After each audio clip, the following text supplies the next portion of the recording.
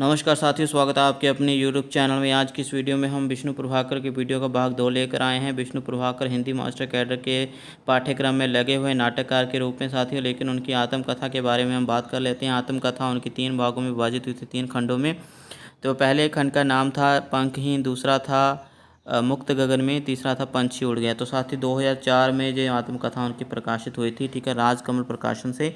तो 2004 ईस्वी याद कर लीजिएगा। इसके अलावा जो उन्होंने जीवनी लिखी थी आभरा मसीहा, जो शरत चंद्र चट्टोपाध्याय के जीवन के ऊपर आधारित थी, 1974 में इसका प्रकाशन वर्ष हुआ था। ठीक है साथियों, ये याद कर लीजिएगा। अभी हम नाटकों के बारे में उनके पढ़ते हैं। साथियों विष्णु प्रभाकर के कुल 13 नाटक माने जाते हैं, जिसमें पहला नाटक उनका नवप्रभात माना जाता है। तो विष्णु जी का पहला नाटक है जो ऐतिहासिक नाटक है। इसका प्रकाशन 1951 ईस्वी में हुआ था। इस पर प्रसाद के नाटकों का प्रभाव स्पष्ट देखने को मिल जाता है।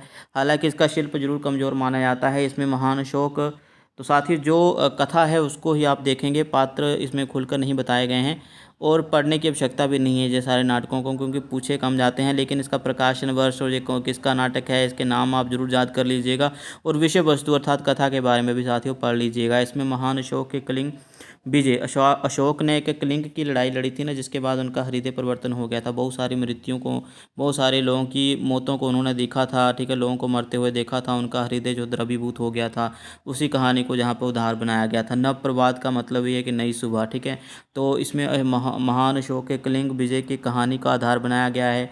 इसी युद्ध में हुए भीषण नरसंहार के बाद अशोक का हृदय द्रवीभूत हुआ था। उसने अपने वंशजों के लिए यह संदेश छोड़ा था। क्या संदेश छोड़ा था? आने वाले पुश्तों के लिए उन्होंने छोड़ा था, मेरे पुत्र और परपौत्र शास्त्रों द्वारा विजय करने का विचार न करें। उन्हें उदारता अर्थात शांति और सहिष्णुता अर्थात सहनशीलता अर्थात अथवा दंड साम मतलब मृदुता में आनंद मानना चाहिए। यदि उन्हें विजय में आनंद आया तो धर्म विजय की ही विजय समझना चाहिए, उसी विजय में आनंद मानना चाहिए। ठीक है साथियों, तो ये थोड़ी सी बात हमने आपको बता दी नव प्रभात उनके नाटक के बारे में। साथियों अगला जो नाटक है समाधि नाटक है। इसको 2 नामों से प्रकाशित किया था। पहला समाधि था, दूसरा बाद में नाम उसका रख दिया था गंधार की भिक्षुणी। ठीक है साथियों, तो ये दूसरा नाटक हम मान सकते हैं। इस नाटक की नायिका है आनंदी। साथियों लिख लीजिए, इसे ही नाटककार ने गंधार की भिक्षुणी के रूप में प्रस्तुत किया है। सम्राट भानुगुप्त के समय तक गुप्त साम्राज्य सुरक्षित रहा था। गुप्त साम्राज्य की जहाँ पर कथा है, भानुगुप्त ने 510 ईस्वी के आसपास हूणों को पराजित किया था। ठीक है साथियों, हूण पता है विदेशी जाति थी एक, उन्हों को पराजित किया था भानुगुप्त ने 510 ईस्वी के आसपास। तो यह भी सत्य है। उसके बाद हूणों के लगातार होने वाले हमलों से गुप्त साम्राज्य छिन्न भिन्न हो गया, कमज़ोर हो गया। यह भी इतिहास सिद्ध है कि किंतु इतिहास में सिद्ध है, मतलब इतिहास जानता है इस बारे में। किंतु यशोवर्मन नामक जन नेता का अवैध मतलब जन्म एक उदय होता है। एक यशोवर्मन नाम का एक जन नेता कल्पना प्रसूत है, जिसको कल्पना के आधार पर ही इस नाटक में रखा गया है। संभवतः मतलब हो सकता है यशोवर्मन और आनंदी की कल्पना करके नाटककार जय कहना चाहता है कि किसी भी देश या समाज की वास्तविक शक्ति जनहित में ही सन्निहित होती है, मतलब जनता ही प्रधान होती है। तो साथियों यशोवर्मन का नाम आया है नंदी, लिख लीजिए। गुप्त साम्राज्य की कथा है भानुगुप्त और हूणों का आक्रमण इसमें बताया गया है साथियों। ठीक है, समाधि का जो प्रकाशन वर्ष है मैं ये बता देता हूँ आपको।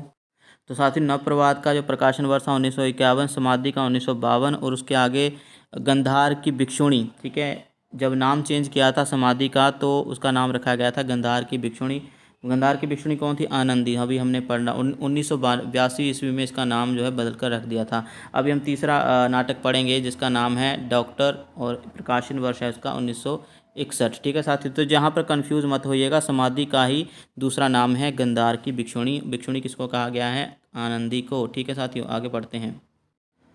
हालांकि साथियों यहाँ पर बता दें कि डॉक्टर चौथा नाटक माना गया है, लेकिन है ये तीसरा नाटक है, क्योंकि समाधि जो दूसरा नाटक था उसका नाम ही गंधार की भिक्षुणी था। तो कई लोग उसको तीसरा नाटक भी मानते हैं गंधार की भिक्षुणी को, लेकिन वो दूसरा ही नाटक है, समाधि का ही दूसरा नाम है। तो यहाँ पर मैं तीसरा नाटक बोलूँगा इसको, ठीक है, ये डॉक्टर नाटक को। तो यह एक ऐसी नारी अर्थात जिसका नाम मधु लक्ष्मी है, इसकी कहानी है, जो अपने इंजीनियर पति सतीश चंद्र शर्मा द्वारा अनपढ़ होने के कारण छोड़ दी जाती हैं, जो कि एक पेशे से कौन है? इंजीनियर है उसका पति मधु लक्ष्मी का। मधु लक्ष्मी अपने भाई के सहयोग से शिक्षा प्राप्त करके डॉक्टर बन जाती है। अब उसका नाम क्या है? डॉक्टर अनिला। ठीक है साथियों, उसका अपना नर्सिंग होम है अभी, क्योंकि अपने भाई के सहयोग से वो डॉक्टर बन चुकी है, उसका अपना नर्सिंग होम है, उसका पति ऑपरेशन कराने के लिए, जो पूर्व पति है उसका, मतलब जिससे तलाक हो चुका है या छोड़ दिया है, सतीश चंद्र शर्मा ने छोड़ दिया है मधुलक्ष्मी को। अभी मधुलक्ष्मी का नाम अनिला है। तो होता क्या है, उसका पति ऑपरेशन करवाने के लिए उसी नर्सिंग होम में भर्ती होता है। जब उसे यह ज्ञात होता है, किसे, मधुलक्ष्मी को, जिसका नाम अभी अनिला है, जब उसको यह ज्ञात होता है कि ऑपरेशन के लिए भर्ती मरीज उसका अपना पति सतीश चंद्र शर्मा है, तब उसके मन में घृणा का भाव उत्पन्न हो जाता है। वह कर्तव्य और घृणा के भीषण द्वंद्व में उलझ जाती है। यह द्वंद्व ही नाटक को जीवंत और कलात्मक बना देता है। ठीक है साथियों, तो ये एक कथा है। आगे पढ़ते हैं। आगे साथियों जो नाटक है उसका नाम है जुग जुग क्रांति। तो जुगे जुगे क्रांति, ये काफ़ी साथियों यूजीसी नेट की परीक्षा में इसके बारे में पूछा गया है। ठीक है साथियों, तो इसके पात्र और कितने कालखंडों में विभाजित किया है ये पढ़ लेते हैं। ठीक है, विष्णु जी का चौथा नाटक है। ठीक है, और कई लोग पांचवा मानते हैं, लेकिन चौथा नाटक है, मान के चलीजिए। ठीक है, उन्होंने इसमें क्या प्रतिपादित किया है, क्या कहानी रखी है। प्रत्येक युग अपने पूर्ववर्ती युग की मान्यताओं का अतिक्रमण करके नई मान्यताएं स्थापित करता है। ये तो बिल्कुल सत्य है। जब भी कोई नया युग आता है तो पुरानी मान्यताओं को उस मतलब पुरानी मान्यताओं को दरकिनार किया जाता है, नज़रअंदाज किया जाता है। नई मान्यताएं, नई स्थापनाएं, नए रुचियाँ अभिरुचियाँ हम कह सकते हैं, वो नई लाई जाती, नए इंटरेस्ट आते हैं, लोगों के नए काम होते हैं, नए एग्जिबिशंस होते हैं, विचारधारा बदल जाती है। तो यह क्रम निरंतर चलता रहता है। इस नाटक के कथानक को उन्होंने 4 खंडों में विभाजित किया है। ठीक है साथियों, तो जहाँ पर आपको बता दूं ये थोड़ा सा गलत दिया है। 1804 खंड क्या बताए हैं, 4 काल खंड बताए हैं।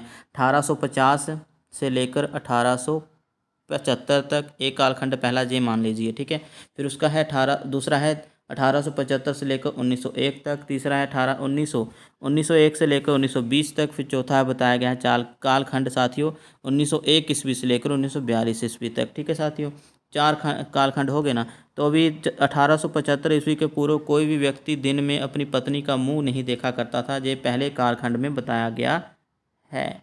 1875 ईस्वी से पहले कोई भी व्यक्ति दिन में अपनी पत्नी का मुंह नहीं देखा करता था।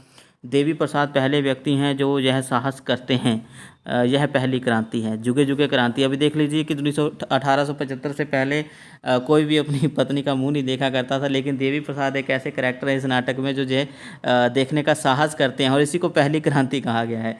आगे साथ ही पढ़ते हैं। 1901 ईस्वी में उनका बेटा प्यारे लाल एक विधवा से विवाह करता है और घर छोड़ देता है। यही दूसरी क्रांति है। उस वक्त विधवा से विवाह करना, मतलब देवी प्रसाद का लड़का है प्यारे लाल। ठीक है साथियों, ये दूसरी क्रांति मानी कि 1901 में उनका बेटा प्यारे लाल विधवा से विवाह कर लेता है और घर छोड़ देता है। यही दूसरी क्रांति है, जुग जुग की क्रांति बताई गई है। ठीक है साथियों, फिर आगे जो तीसरी क्रांति है उसमें क्या बताया गया, 1920 से 21 ईस्वी में प्यारे लाल की बेटी शारदा पर्दा प्रथा का त्याग कर असहयोग आंदोलन में भाग लेती है।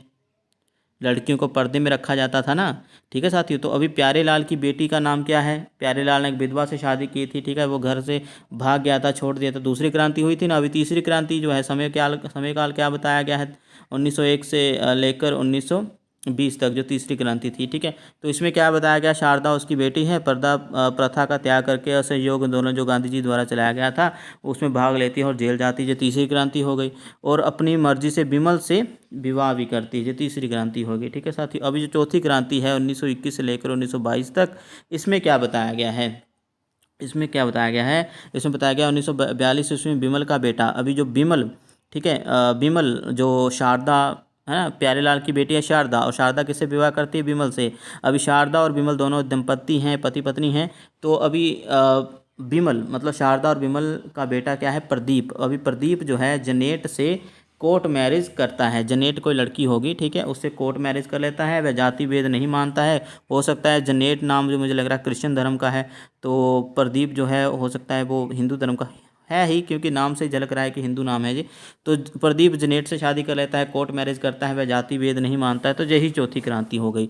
तो हम कह सकते हैं कि चार काल खंडों में विभाजित करा है इस नाटक को, और पूरा खड़ा उतरता है पूरा नाटक काल खंडों के आधार पर। चौथी क्रांति देख लो इसमें मिल गई है। पूरा नाटक इन क्रांतियों और इनके चलते होने वाले परिवर्तनों और द्वंद्वों का प्राणवंत हो उठा है। तो एक अच्छा नाटक मानता हूँ, इसको जरूर पढ़िएगा, इसके पात्रों को जरूर लिख लीजिएगा, साथ ही जैसे देवी प्रसाद, प्यारेलाल, है ना, इनकी क्रांतियों का समय जरूर लिख लीजिएगा। फिर शारदा जो प्यारेलाल की बेटी है, विमल से शादी करती है, विमल का, और शारदा का बेटा प्रदीप है जो नेट से शादी करता है, ठीक है साथियों। तो सारा कुछ लिख लीजिएगा, बहुत डिटेल से समझा रहा हूँ मैं, ठीक है साथियों। तो ऐसा करते हैं, बाकी हम अगली वीडियो में पढ़ते हैं, लेकिन जुग जुग क्रांति का जो प्रकाशन वर्ष है उसको पढ़ लेते हैं। तो साथ ही डॉक्टर का जो प्रकाशन था वो 1961 था। जुग जुग क्रांति का जो प्रकाशन वर्ष है वो 1969।